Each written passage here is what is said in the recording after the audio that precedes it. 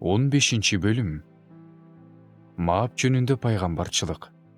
Чынында эле түн ичинде ар маап талкаланып жок болот. Чынында эле түн ичинде кир маап талкаланып жок болот. Ал ыйлаш үчүн байыт менен Дибонго чыгып бара жатат. Бутканага чыгып бара жатат. Маап Небо менен Мейдеба үчүн боздоо ыйлап жатат. Алардын баардыгынын чачы кырылган, баардыгынын сакалы алынган. Анын көчөлөрүндө зумбал кийип жүрүшөт. Анын үйлөрүнүн үстүндө, аянттарында баардыгы боздоо ыйлап, көз жашын көлдөтүп жатышат. Кешпонда, Элалейда боздоо ыйлап жатат.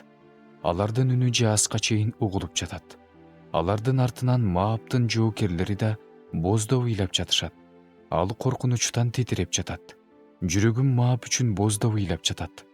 Анын качкындары Суарга, 3-Эглатка качып жатышат. Лухитке ыйлап чыгып бара жатышат. Хоронайымга бараткан жолдо катуу кыйкырып бара жатышат. Анткени Нимримдин суулары соолуду. Шалбаалар куурады. Чөптөр күйүп кетти. Өсүмдүктөр жок калды. Ошондуктан алар өздөрүнүн жыйнаган байлыгын, өздөрүнүн жыйган тергенин Аравия дарыясынын аркы өзүнө ташып жатышат. Анткени Мааптын бүткүл аймагын ый басты. Анын ыйы Эглайымга чейин, Бейир Эйлимге чейин жетип жатат.